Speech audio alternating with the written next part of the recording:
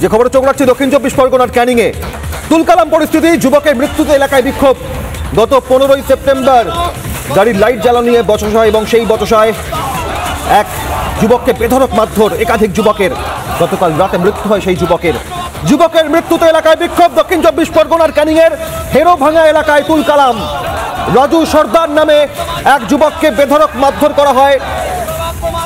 15 তারিখ গাড়ির লাইট জ্বালানো নিয়ে বচসা, রাজুকে বেধড়ক মারধর করায় গতকাল রাতে মৃত্যু হয়েছে। অভিযুক্তদের ধরে ছেড়ে দেয় পুলিশ। পুলিশের বিরুদ্ধে বিক্ষোভে সরব গ্রামবাসীরা। এলাকায় মোতায়েন পুলিশ বাহিনী। যে ছবি আপনারা দেখছেন দক্ষিণ চব্বিশ পরগনার ক্যানিংয়ের হেরোভাঙা এলাকায় গত 15ই সেপ্টেম্বর সোমবার গাড়ির লাইট জ্বালানো নিয়ে বচসা, তারপরই রাজু সর্দারকে বেধড়ক মারধর একাধিক যুবকের। তাদের ধরেও ছেড়ে দেয় পুলিশ। গতকাল রাতে রাজুর মৃত্যু হয়।